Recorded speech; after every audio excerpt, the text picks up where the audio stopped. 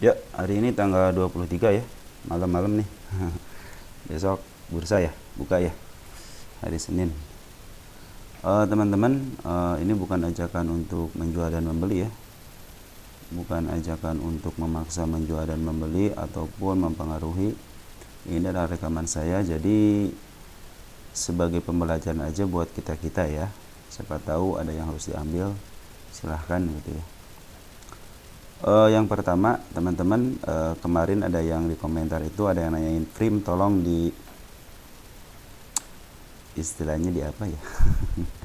Istilahnya tolonglah gitu, apakah sama pandangannya dengan saya atau enggak gitu kan.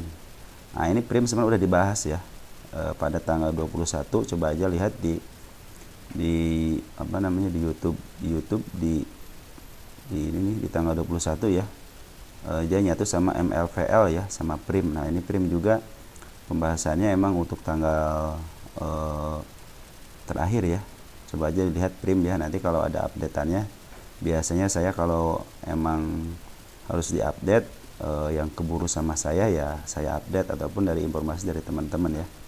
Ini Prim ya. Jadi teman-teman yang nanyain Prim, ini udah ada ya, PRIM nih di sini ya. Baik, nah, sekarang kita mulai ya. Kita mulai dari IHSG kita. IHSG kita kemarin hari Jumat tanggal 21 itu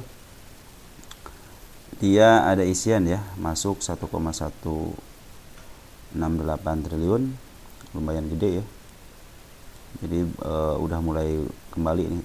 Tapi kembalinya apakah kembali akan mungut gitu kan? Apa masuk lagi atau hanya kembali hanya untuk mempertahankan sedikit aja gitu kan? Nah, itulah yang tidak akan kita tahu. Soalnya di sini juga sempat mungut juga, kan di sini nih, waktu di sini kan mungut juga, akhirnya dia dijebloskan juga. Di sini sempat mungut di area sini nih di tanggal 30, cuman dia dijebloskan juga. Jadi saya pikir ini ada waktu 1 minggu untuk berakhirnya bulan Juni ya, tentang FCA. Saya pikir itu gara-gara FCA kali ya, foreign kabur itu ya. Ya mudah-mudahan sih, katanya tanggal 25 itu ada revisi lagi ya. Cuman apakah santer hanya isu aja atau enggak, pokoknya tanggal 25 itu ada revisi kembali untuk FCA. Ya mudah-mudahan lah dikelarkan lah. Apalagi udah ada fatwa MUI haram transaksi FCA, sama short selling juga haram ya. Baik, langsung aja. Ada saham yang pertama, kita ada UPCR ya. Ini UPCR pertama nih kita bahas singkat dulu ya. UPCR itu adalah perusahaan Trimegah Karya Pratama ya, teknologi syariah. Lihat dari PER-nya bagus ya, di bawah 10, 8,27. Book value-nya 1,64, masih standar. Terus EPS-nya ada. DER-nya 0,03, bagus, tidak di atas 1 atau enggak 1. ROE-nya belum ya, belum ada. Kita lihat cashnya ada 3 miliar, lumayan lah untuk saham yang baru IPO.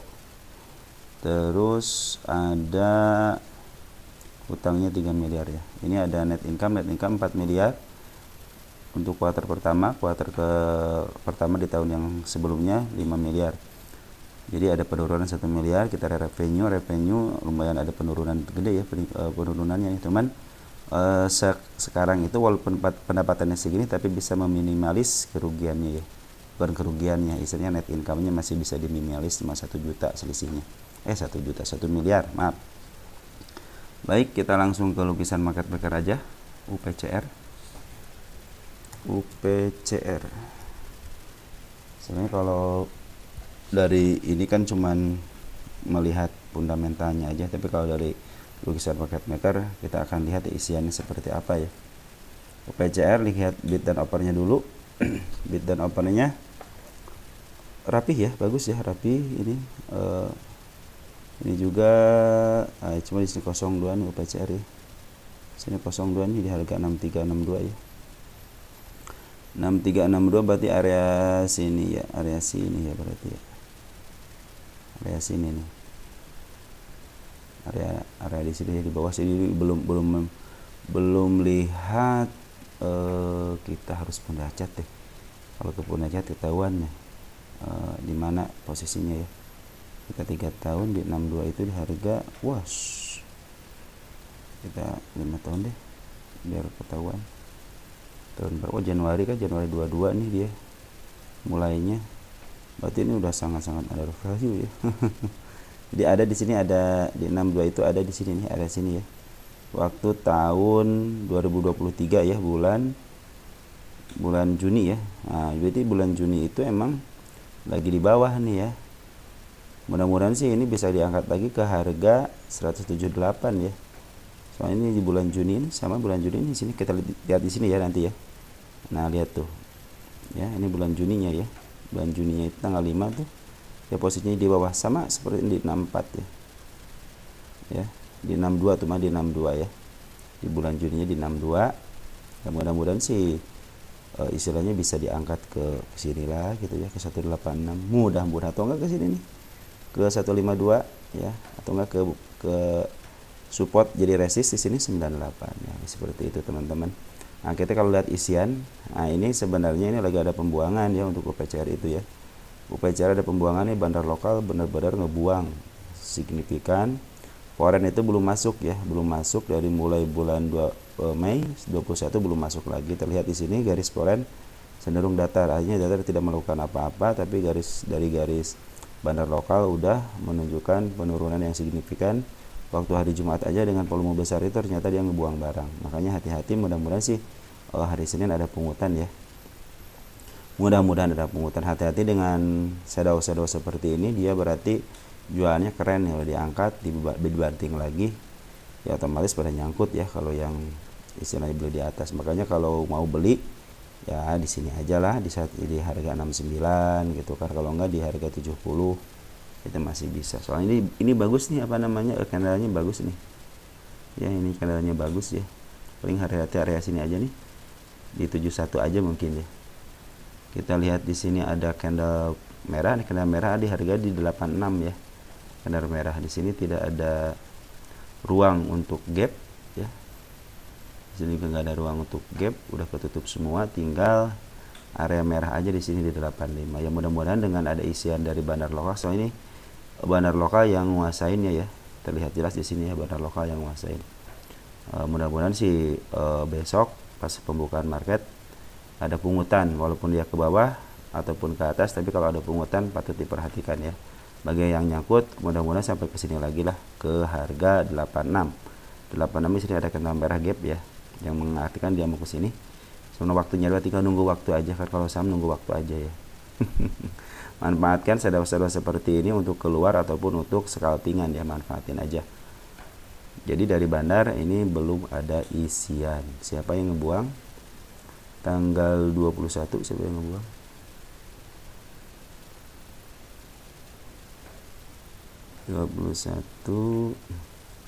Ada PDMG SKI ya, CP YP yang nerima YU, tapi udah masuk walaupun sedikit nih.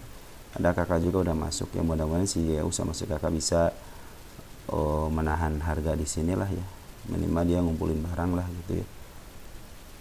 Jadi disinyalir ini PD sama MG sama SKI, mudah-mudahan si MG besok masuk lagi lah ya. Oke, seperti itu. Yang kedua ada VKTR ini udah beberapa kali, cuman pengen dibahas lagi. VKTR karena mungkin sangat menarik bagi teman kita ya, VKTR itu. VKTR, nah VKTR kita yang tadi belum saya tanggalin ya, kita tanggalin dulu deh. VKTR kita tanggalin biar ngeceknya gampang. Tanggal 21 ya. Jadi saya ngitung yang di sini ya, bukan tanggal hari ini ya. Hitung pas penutupan market terakhir. Karena setiap saham itu pasti kalau udah istilahnya berjalan market ya pasti berubah lah ya. Tiap menit, tiap detik juga berubah, apalagi hari gitu kan. Jadi apa yang saya bahas hari ini harusnya setiap saham itu diupdate terus gitu ya. Untuk PKTR kita tanggalin juga di sini tanggal 21 udah saya bahas lagi. Dan kebetulan teman kita yang ngasih info ya, tolong dibahas katanya. Dan kebetulan kemarin saya lihat ternyata dia udah menemukan support baru open gap ya, open gap di harga 82. 82-nya udah tersentuh, mudah-mudahan tidak ke arah situ dalam jangka waktu dekat, tapi kalau dalam jangka waktu dekat ke sini itu lebih baik. Biar penurunnya ketahuan ya, seperti di sini nih ada gap seperti ini ternyata ketutup ya dalam jangka waktu sekitar semingguan ya, kepotong libur. Nah, untuk saat ini biasanya seperti ada candle ini, ada candle beberapa emiten itu biasanya bullish ya. Jadi manfaatin aja untuk bullishnya dikit gitu ya, bisa nyampe menyentuh ke harga di sinilah, harga sini ya. Harga 100, 107, 108, kalau nggak di sini di 100 perak.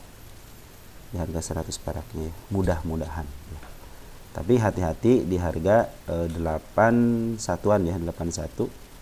Tapi kalau dari isian bandar ya udah saya bilang ini udah isiannya udah sangat bagus ya. Dia cenderung ngambil ya. Kalau foreign kan cenderung berpikir untuk keluar. Tapi beberapa hari ini lihat foreign udah 2 hari ini udah masuk ya.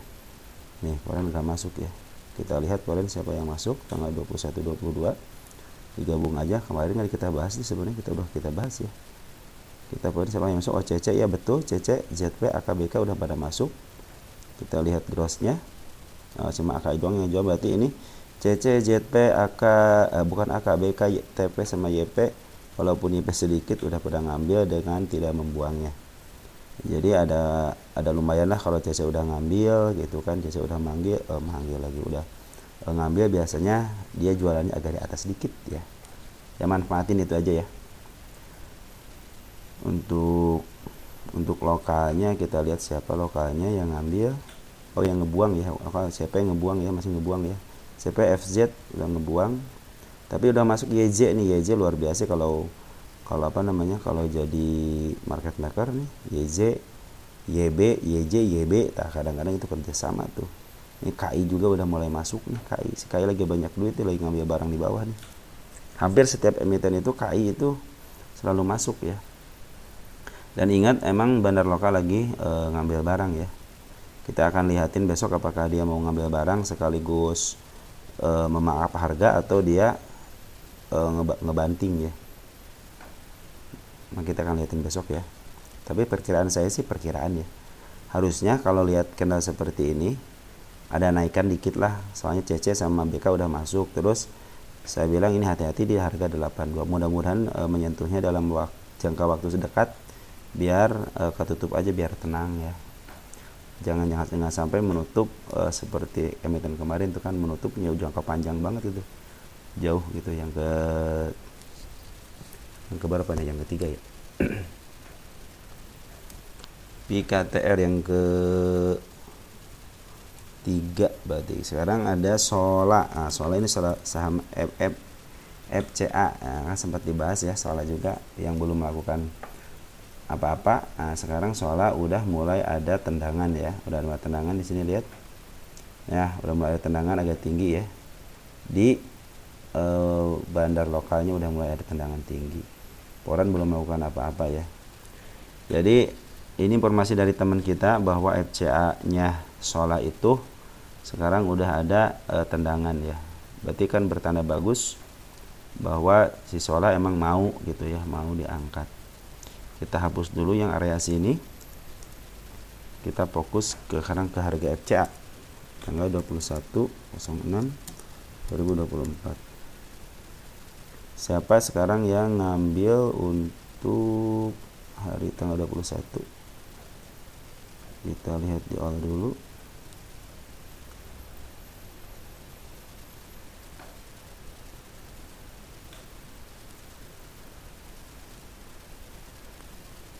Ada YJ MG ya, bagus, berarti yang ngambil si YJ sama si MG bagus nih yang ngambil. Ada YB juga. Mudah-mudahan si Sola ini kan saham baru IPO. Ini lebih ekstrim daripada saham asli ya. Kalau asli kan masih nggak kena suspend ya, kalau asli itu ya. Cuman kalau ini kena suspend satu kali, pas kedua kalinya lebih daripada 1 hari langsung di FCA kan ya. Kalau dari bandar sih katanya ini emang menguntungkan bandar gitu ya. Menguntungkan bandarnya kenapa? Ya dia bisa ngambil di harga bawah. Terbukti sekarang ngambil di harga 31 ya. Kan teman-teman kita juga banyak yang udah caw ya di sini ya. dimanfaatin sama si YJ sama si MG, berarti sama si YB. Nah kalau udah begini udah ketahuan ya, perhatikan aja YJ, MG, LS sama YB.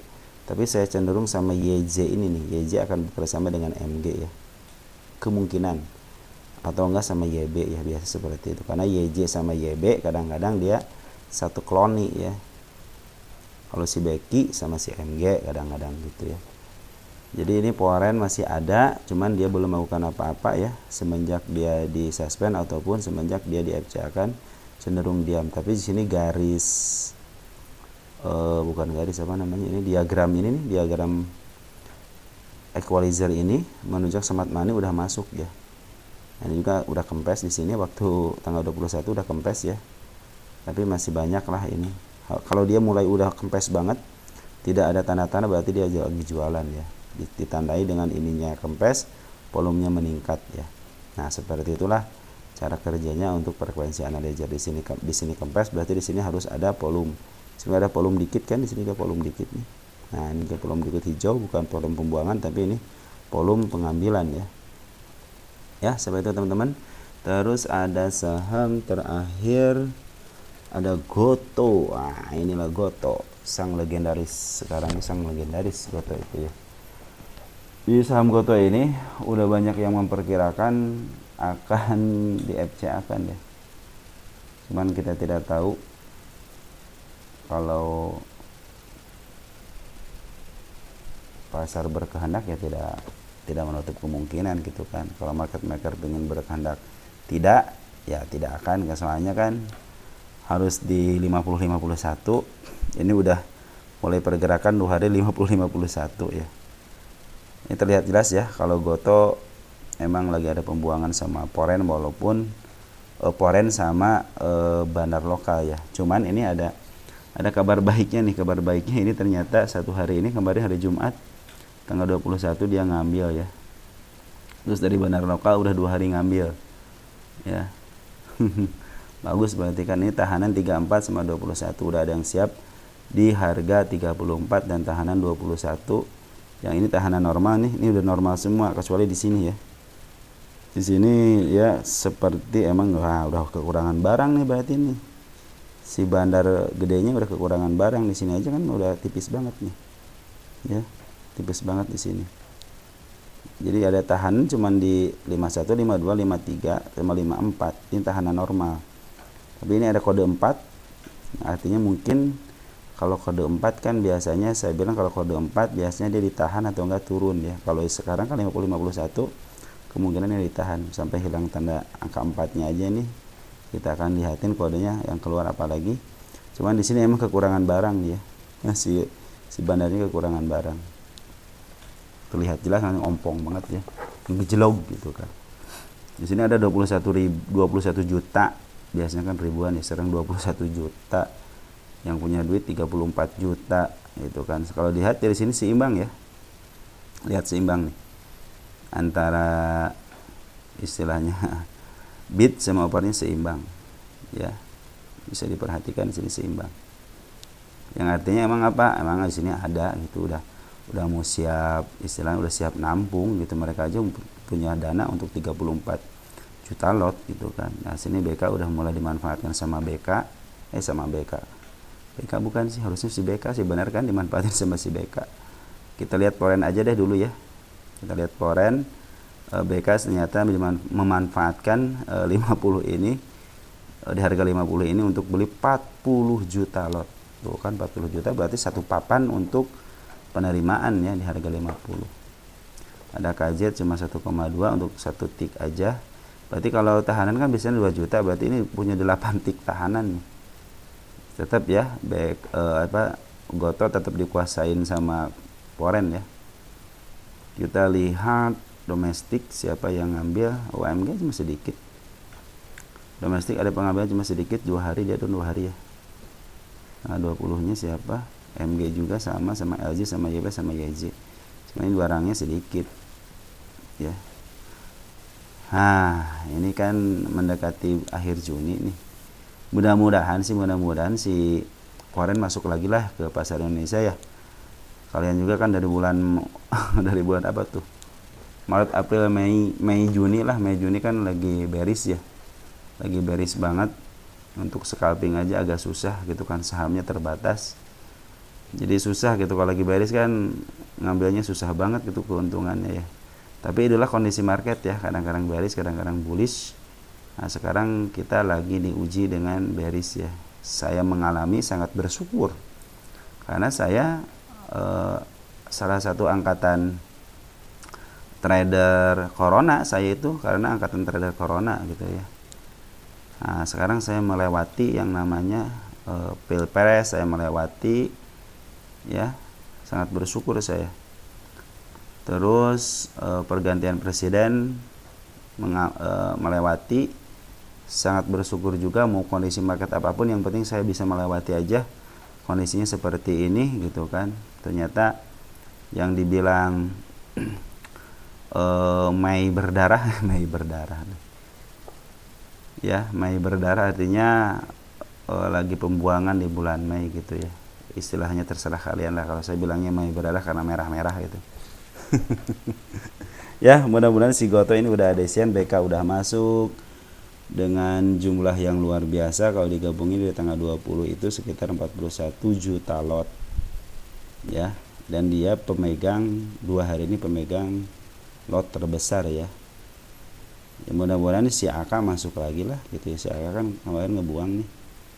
Kalau udah BK AK masuk dengan lot yang besar, menampung yang cut loss yang udah tidak percaya lagi dengan emiten ini, kemungkinan rada ringan lah. Soalnya lihat dari bid dan offer juga ini udah mulai ringan sebenarnya.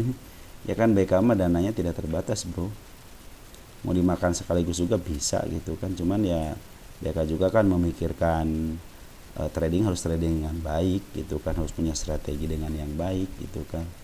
Jadi kan udah untung di sini ya, udah untung banget nih di sini dari bulan Mei gitu kan, 31 Mei sampai akhir Juni ini, seminggu lagi udah untung gede dia.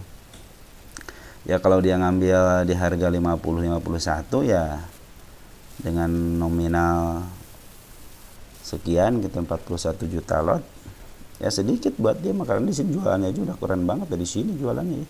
Dari 67 malahan bisa dari 72, harga 72 aja udah jual sampai ke harga titik terendahnya di 50 dia ngejual. Untungnya udah berkali-kali lipat. Wajar kalau sekarang BK masuk lagi karena duitnya udah ada. Gitu aja ya.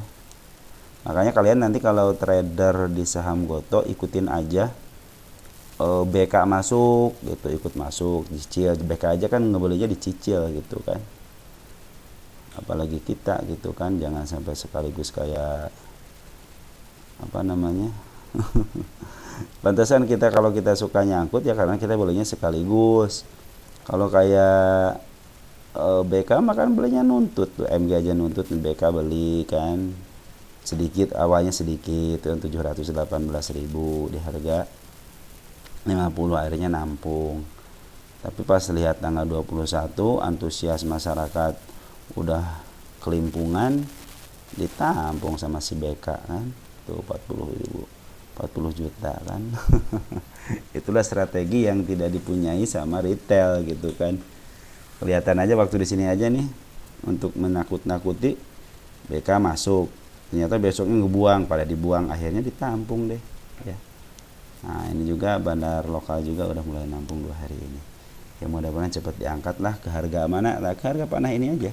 Di sini harga 56 lah minimal nutup gapnya, dan sekarang udah tidak punya PR gap bawah karena udah dipas di gocap ya. Kita tanggalin tanggal 21 ya, jangan tanggal sekarang. Cuma kalau penutupannya kan di tanggal 21.